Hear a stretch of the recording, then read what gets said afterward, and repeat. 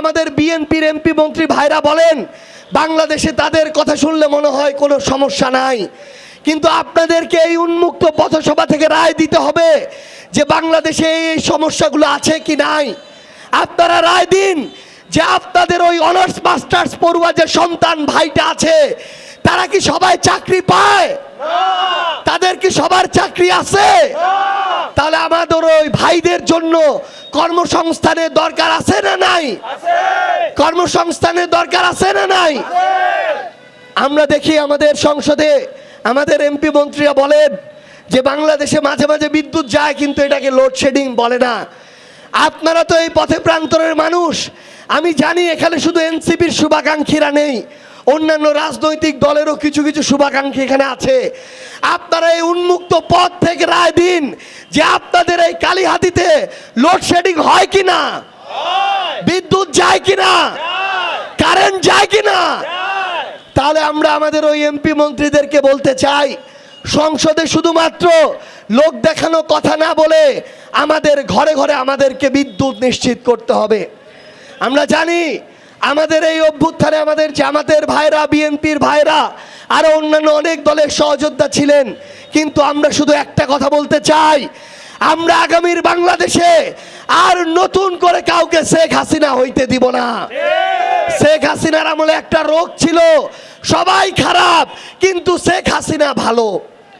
আমরা আগামীতে এই রোগ হইতে দিব না যে বিএনপির অনেকেই খারাপ কিন্তু তারেক রহমান তো ভালো। আমরা তারেক রহমানকে একটা কথা স্পষ্ট করে বলতে চাই, আপনি অভ্যুত্থানের পর বাংলাদেশে এসেছেন, আপনি প্রধানমন্ত্রী হয়েছেন, আপনার প্রত্যেকটা জেলা উপজেলা বিভাগের নেতা কর্মীদের যদি অনাকাঙ্ক্ষিত ঘটনা ঘটায়, চাঁদাবাজি করে, সিন্ডিকেট চালায়, মাদকের ব্যবসা করে, আমার নিরপরাধ ভাইদের উপরে জুলুম করে, এই দায়ও আপনাকে নিতে হবে, আপনি কোনো দায় এড়াইতে পারবেন না।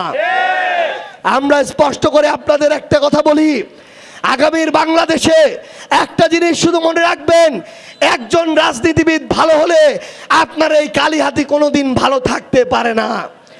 আপনার ওই নেতা থেকে শুরু করে যেই দলের কর্মী পর্যন্ত ভালো, যারা চাঁদাবাজি করে না, জমি দখল করে না, লুটপাট করে না, ক্ষমতার অপব্যবহার করে না, তাদের সাথেই আপনাদের থাকতে হবে। আমরা চাই আপনারা আগামীতে আপনাদের এই বিবেকবোধটাকে কোনো দলের কাছে আর বিক্রি করে দিবেন না। আপনারা কি বিবেকবোধ বিক্রি করে দিবেন?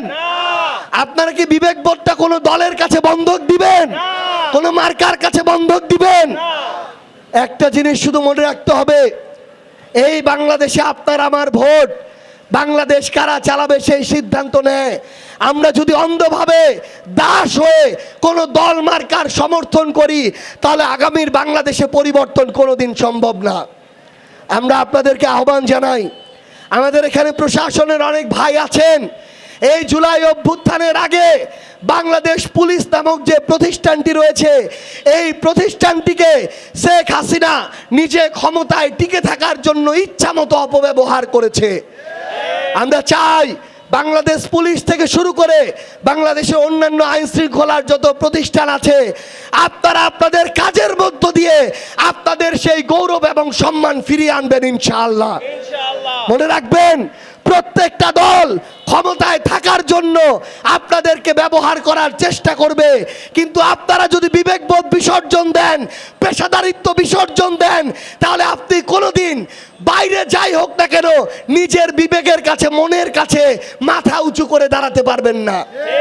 কোনোদিন সৎ সাহস দিয়ে এই আপনার এই বুকটা ফুলিয়ে আপনার পরিবারের সন্তানদের মানুষের সামনেও দাঁড়াইতে পারবেন না।